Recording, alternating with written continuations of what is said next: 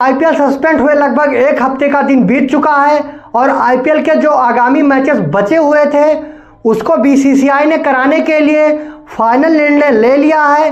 वो डेट भी आ चुकी है, वो वेन्यू भी तय हो चुके हैं कि जिस पे आगामी मैचेस होने हैं, क्योंकि इसके पहले जो मैचेस हुए थे वो सभी अलग अलग जो टीमें थी सबके होम ग्राउंड पर भी हुए थे, लेकिन जो आगामी मैचेस बचे हुए हैं वो सभी वेन्यू पर नहीं होंगे, वो केवल 3 ही वेन्यू पर होंगे। लेकिन जो आगामी मैचेस बचे हुए हैं वो अब मैचेस बीसीसीआई के हाथों में नहीं है।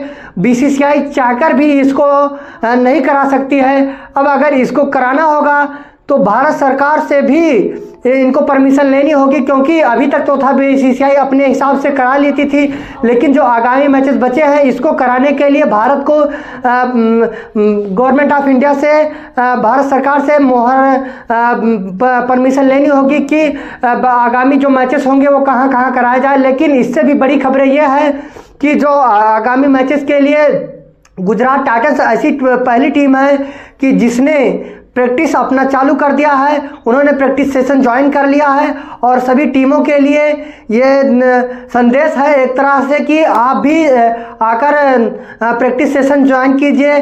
और इससे पहले जो फॉरेनर प्लेयर हैं उनके लिए भी ये संदेश जा चुका है कि ये हो सकता है कि 16 तारीख से बीसीसीआई ने ये निर्णय लिया कि 16 तारीख से ये मैचेस शुरू होंगे, और अगर 16 तारीख से मैचेस शुरू होते हैं तो 14 तारीख को ही जितने फॉरेनर प्लेयर अपने अपने कंट्री लौटे हैं उनको भी 14 तारीख को भारत आकर टीमों को ज्वाइन करना होगा। अगर 16 तारीख से ये मैचेस शुरू होते हैं तो 16 तारीख तक सभी अपने अपने टीम को ज्वाइन करके प्रैक्टिस चालू कर सकते हैं।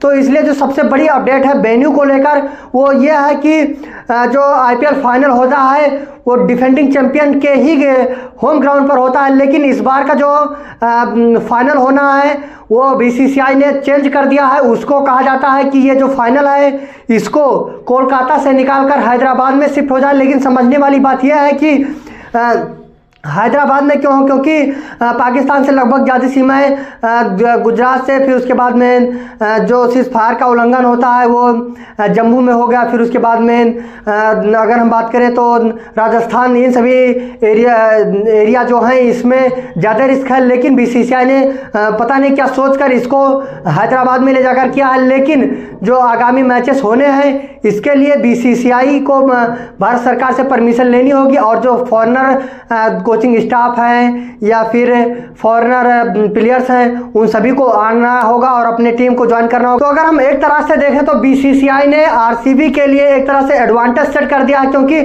आगामी के जितने 17 मैचेस बचे हुए हैं उन 17 मैचेस को केवल 4 ही वेन्यू पर खेला जाएगा।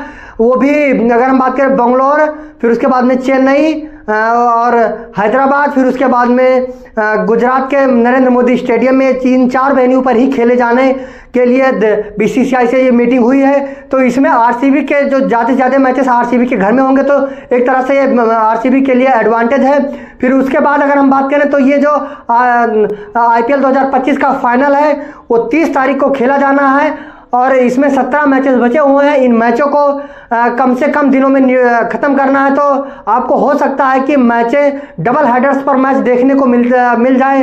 ज़्यादा से ज़्यादा डबल हेडर्स जैसे सुपर सैटरडे या सुपर संडे, फिर सुपर फ्राइडे भी हो सकता है। तो इनको जल्दी से जल्दी मैचेस को ख़त्म करना है और फाइनल करवाना है। तो गुजरात ने अपने प्रैक्टिस सेशन के लिए अपने प्लेयर्स को अपने प्रैक्टिस सेशन में शामिल कर लिया है। अगर हम उनके प्रैक्टिस सेशन में बात करें प्लेयर्स की तो मोहम्मद सिराज भी नज़र आए हैं, फिर उनके कैप्टन शुभमन गिल नज़र आए हैं, कागिसो रबादा भी नज़र आए हैं। तो इन सब ने जो अपनी टीम को ज्वाइन कर लिया है।